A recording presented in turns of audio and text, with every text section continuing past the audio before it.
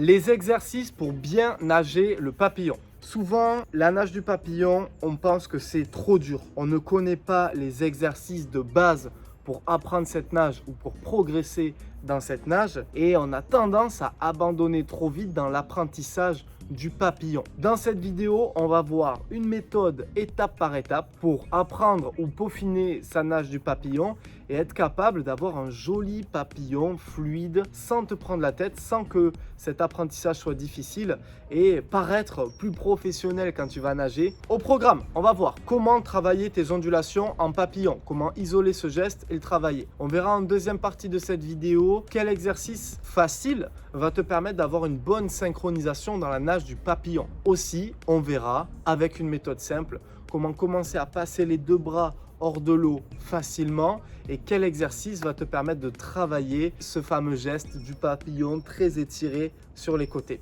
J'espère que le programme te plaît. Ton meilleur pouce bleu s'il te plaît pour soutenir cette chaîne YouTube. Abonne-toi pour retrouver toutes nos prochaines vidéos et marque-moi en commentaire quel prochain sujet de vidéo tu aimerais voir apparaître sur cette chaîne. On est parti avec le thème, let's go!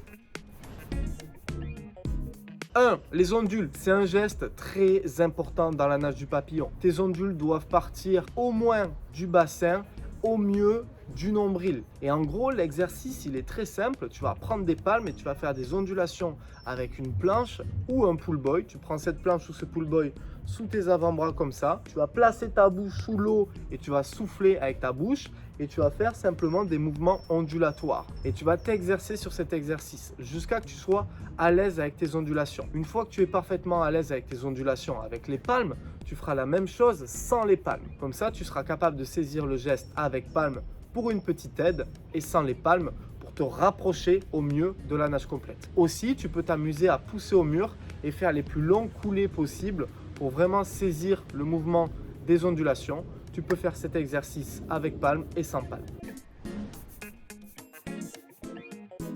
Deuxième partie, il va falloir maintenant que tu bosses ta synchro entre les bras et les jambes, entre le mouvement de tes bras et le mouvement ondulatoire. Et nous, on va essayer de faire simple, c'est-à-dire bosser ta synchro en passant les deux bras hors de l'eau, ça va être trop compliqué au début. Par contre, tu peux t'amuser à faire le pape à un seul bras, avec une bonne synchro entre ton mouvement de bras et les ondules. Tu vas bloquer un bras devant, tu vas tirer sous la surface, un vrai mouvement où tu sens de la force, où tu sens tes appuis. Et hors de l'eau, simplement, bras tendus, tu vas venir toucher ta main. J'inspire une première fois, j'inspire pas la deuxième fois, j'inspire une fois et j'inspire pas la fois d'après. L'idée, c'est d'avoir la bonne synchro avec tes jambes. Ce que tu dois savoir, c'est que un mouvement de bras égale deux mouvements de jambes.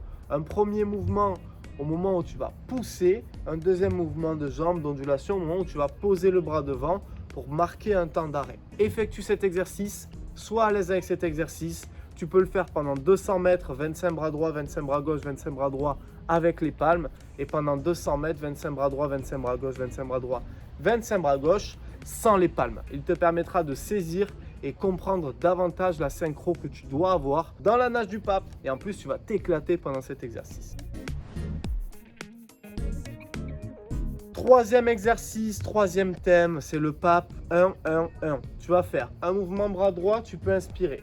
Un mouvement bras gauche, tu peux inspirer. Et une fois le mouvement des deux bras ensemble, sans prendre d'inspiration. Maîtrise cet exercice au maximum jusqu'à que tu sois capable de facilement passer les deux bras hors de l'eau. Je vais te donner quelques astuces pour le passage des deux bras hors de l'eau. Je viens de le dire, mais n'inspire pas, car ton inspiration sera un parasite. Profite des mouvements bras droit et bras gauche pour inspirer. Je peux inspirer à droite, je peux inspirer à gauche, et quand je passe les deux bras, je n'inspire pas. Aussi, sur cet exercice, et quand tu passes les deux bras, essaie de bien tirer jusqu'à la fin de ton geste, puis développer tes bras au maximum, comme si tu voulais toucher les deux côtés de la ligne, à droite et à gauche. Pense à passer tes mains dos de la main l'un vers l'autre. Et avec ces quelques astuces, tu seras capable de nager un pas beaucoup plus facilement, plus joli, et forcément tu vas commencer à faire le passage des deux bras. Une fois que tu maîtrises totalement cet exercice, tout ce que tu as à faire, c'est des 25 papes en essayant de caler ton inspiration,